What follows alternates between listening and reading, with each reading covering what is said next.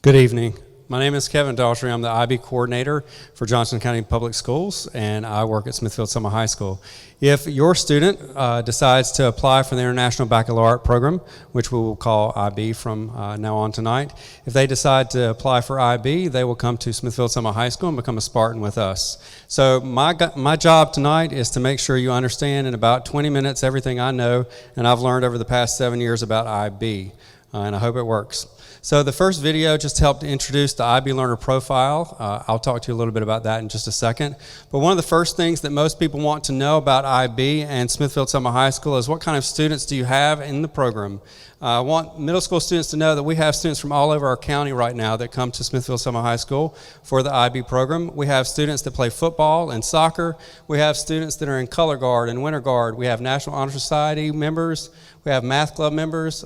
This year, some of our IB students started a history club called Rho Kappa. So we have all types of students at our school. And one of the reasons I want to start here is because if you get out in the community and you start talking to people about IB, one of the things you may hear is, oh, it's academic, it's rigorous. If you do IB, you can't do anything else. You can't have a social life, you can't play sports, which is exactly the opposite of what IB wants from students. IB wants to develop well-rounded students, and that means that they want students who are academic, they want them to be active, and they want them to be social as well. So I want to make sure that you understand that they can do that and that IB wants them to be well-rounded and they can do all those things. Now, we also know that because we take students from all over the county for our 9th grade class, that we have social events for them quarterly, so they meet and talk with students outside of the academic world, so they get to know each other. So we have that built into our program along with a support system.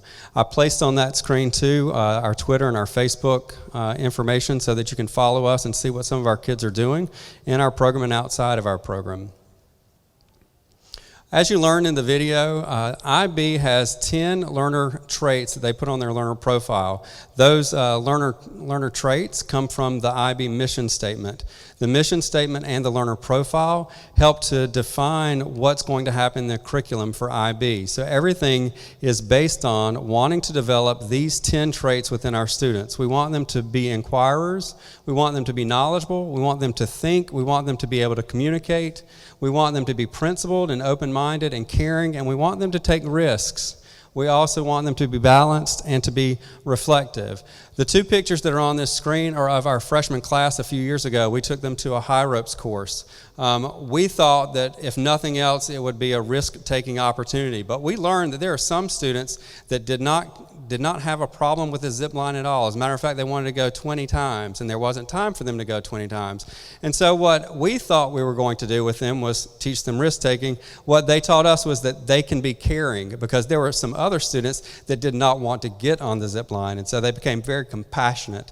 So we put this picture up there just to remind others that these are the 10 traits that we want to develop. And if you think about what universities and colleges and even employers of students outside of high school want, I would guess that most of these 10 traits are the things that you would come up with as well. And everything in our curriculum, everything that we do in IB helps to develop those 10 traits. So you've seen me already do this a couple of times. When I think about IB, I'm thinking in a circular pattern, because there's a core of IB and then there's an outside part of IB. And the idea of it to me is that it's going to improve the student and make them well-rounded, but it's a holistic way of looking at their education. So as I talk about IB and I start making these motions, understand that the first thing we'll talk about is the core of IB. What is it that every IB diploma candidate must do in order to possibly achieve that IB diploma? There are 3 things, and they're listed here. I'm going to start with the right-hand side, the creativity, activity, and service project.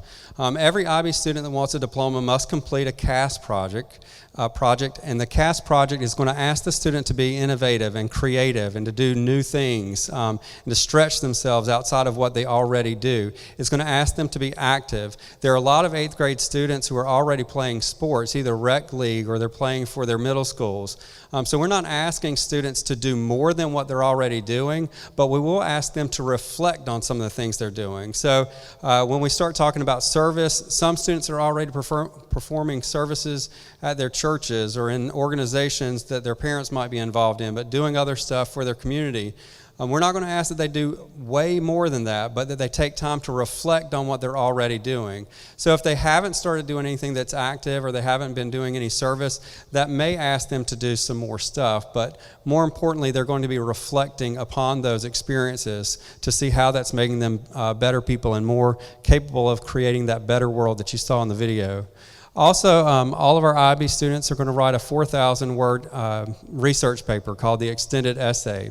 We used to have in Johnston County a senior project, and I could always compare this paper to what they were doing in the senior project. However, this one is actually a little bit longer than what the senior project used to be. So a lot of students go, oh my goodness, I can't believe I'm going to have to do a 4,000-word paper. Well, the good thing about this 4,000-word paper is they get 2 years to start it and to finish it. So they'll start their junior year, they'll finish it their senior year, as opposed to in one class doing the 4,000 words in 3 weeks or 4 weeks. We have time. They also have mentors to help them with the paper, and they have a supervisor that keeps up with what they're doing and how their research is going.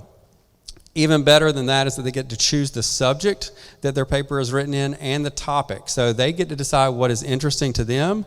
If it's history, then maybe they're going to write a history paper. If it's science, maybe it's going to be a science paper. But they'll get to choose that for themselves. We won't choose that for them. And then they'll have, as I said, 2 years to write the paper. But the coolest thing about the core of IB that every IB diploma candidate student is involved in is the Theory of Knowledge course. And it's called TOK for us, but Theory of Knowledge. And the coolest thing about that course is that it teaches students to think a little bit differently, to ask the questions, how do I know that I know? What exactly is knowledge in this discipline? And what is truth? How is this true here? Like, even how does language affect the way we learn things? So how's one thing in science not necessarily the same thing as it is in English or in literature? And how do we build our knowledge base in each of the disciplines? And what Theory of Knowledge does is it provides the glue between 6 of the subjects the students are going to take their junior and senior year. So I haven't said this yet, but let me tell you that the IB program is a 2-year program that starts their junior year. We ask 8th graders to apply so that we can get them ready for their 11th grade year. We have to pull some of their 11th grade classes to 10th grade and some of their 10th grade classes to 9th grade so that they get all of their North Carolina required courses and they get the foundation they need for those IB academic college rigor courses. And for those of you who know anything about advanced placement courses, you can sort of relate AP to IB. It's the same type of credits, but we teach the courses very differently. For AP, you get one test in May at the end of a semester. In IB, you take 2 years of a course. You take a test in May at the end of the second year, but you also have assessments throughout the 2 years that you're there so that you have more than just one test that gives you the score for the course. You might have 4 or 5 different things that help to make up that final grade. And depending on how you do on those courses and how your scores are, you could earn an IB diploma that is recognized around the world. So as I was talking about the courses you'd have to take, there are 6 different groups that IB asks for diploma candidates to study. One of them is the Group 1. It's the Language and Literature course. We have English Literature. Group 2 is Language Acquisition, and we would have Spanish. We would like to bring in French, but right now we don't have a French teacher that can teach the IB, so we have it online if anybody is interested in taking French. Group 3 is Individuals and Societies. We teach History of the Americas because it fulfills the History 1 and History 2 requirements for the state of North Carolina. Group 4, we would ask the students to choose biology or chemistry as an IB class. We normally want students to take biology because we think that's a general education for freshmen going into university. So we ask everybody to take biology. Some students opt out of biology and take chemistry instead, but the general idea is to take biology. For math, there are 2 choices. There's a math studies course that is for the liberal arts-minded student, and then there's mathematics for the more math-minded student. It's 2 different maths, but it's the same college rigor. And then group 6 is our elective category. We have visual art. If you like sciences a whole lot, you can take biology and chemistry if you want to. We also have psychology at the school. And then there are online courses like Informational Technology in a Global System, which we call ITGS, and Environmental Systems and Societies. There are a few other online courses that we can offer as well if students are interested in those. As I said a few minutes ago, we want to get you ready for your 11th and 12th grade year. So we're going to give you mostly honors classes your 9th and 10th grade year. So I want to throw this slide in for those parents who are wondering what their students are going to take. In 9th grade, you'll see you've got Honors Essentials of English and Honors English 1. The Honors Essentials is like a roundtable course that actually starts students to think about some really big topics and start asking those kind of TOK questions that we want from IB students by the time they're 11th grade students. We have Honors or AP World History. We have Honors Civics and then Honors Earth and Environmental. If you're in Math 1, we would put you in Math 2. If you're in Math 2, we would go ahead and put you in Math 3. You also have to take health and physical education before you graduate from a North Carolina school, so we're going to do that in the 9th grade as well. That, as well as Spanish 1, are the only non-honors courses for 9th grade. Then you'll notice in the 10th grade, you're going to have more honors courses as well. We're going to give you a background in biology and chemistry for your sciences. We're going to give you pre-calculus if you've already had Math 3, and if not, we're going to give you Math 3. You can take some AP Stats if you want, or you can take some PLTW courses your sophomore year. And then we're also going to make sure you have Honors English 2, and we're going to push you forward in Spanish to Spanish 2 and 3 so that you're ready for IB Language B, which is the higher level Spanish course. Your schedule for 11th and 12th grade years, if you decide to come to us for IB, will be an AB day. Instead of you being in a regular high school class where you have 4 in the fall and then 4 classes in the spring, you will have 7 classes your junior year on an AB day. So 4 on Monday, 3 on Tuesday with a study hall. Your senior year, you'll drop the Theory of Knowledge course, so you only have 6 courses on an AB day. So you should have 2 study halls, 1 on each day of the week, so that you can balance the 6 academically rigorous courses that you'll be taking with IB. One of the cool things I like to talk to parents and students about is our Denmark partnership. A few years ago, we were granted a Denmark partnership opportunity, and what this is we allowed some of our juniors to travel to Denmark in the spring. So in the fall, we take our sophomores and a few of our juniors to Washington, D.C. While they're there, they travel and they tour Washington for a day, and they also pick up about 15 to 20 Danish students.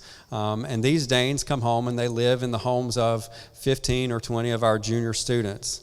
When the week is up, they stay for about 7 or 8 days. When the week is up, they go back to Denmark. And then in the spring, we send our juniors to their homes in Denmark, and so they stay for 8 days.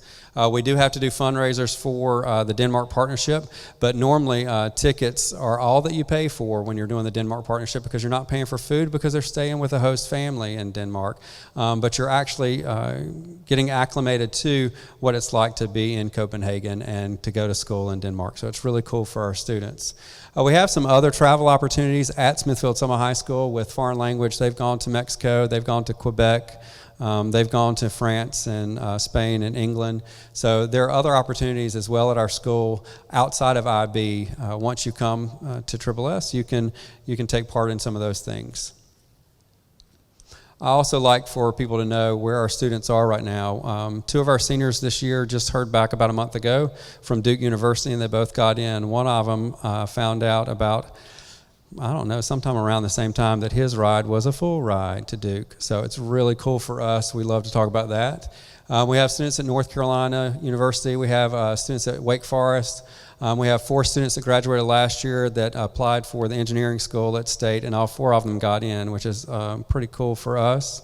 And then other students we have are at ECU and UNCW, a few at Campbell. And then we also just found out that one of our students got into, what was it, Ms. Hutchings? Smith College.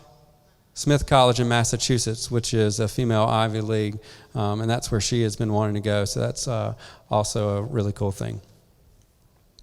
So as I spoke about assessments and such, You get a score of a 1 to 7 on your IB classes after you've done all your assessments. A passing score is a 4. If you get an average of 24 points on your IB scores, you could earn a diploma, and that diploma will be recognized in over 100 countries at over 2,000 universities around the world. Most of our students, as you've seen, have not gone anywhere outside of North Carolina. We do have one that's leaving this year, I know, to go to Smith, as I just stated. Yes.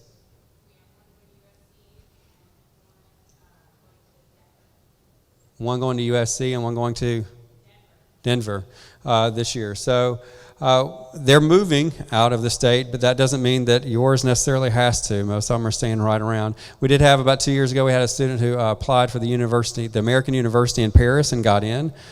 Chose not to go, but just want to let you know that doors open up all over the world with the IB diploma. So definitely, if you're thinking about that, it will help you. A lot of this information you'll hear at least 2 or 3 times tonight. Applications are due February the 15th. It's a common application. Once you submit your common application, if you're interested in being an IB student, I will see your application has come in, and then I will email you a link to a writing sample. It's going to be a 500-word essay of 1 of 5 topics, just to see how you write and to see what you're thinking. And then we'll decide sometime around March when our interviews are going to be. I've got March the 12th up here, but it may be in April that we do our interviews. So you'll get an email about that. And then sometime end of April, you'll get your acceptance letters if we've accepted you. So I appreciate your time talking to you. I hope you're interested in International Baccalaureate. It's a great program here at Johnston County Public Schools, and it's been good to talk to you.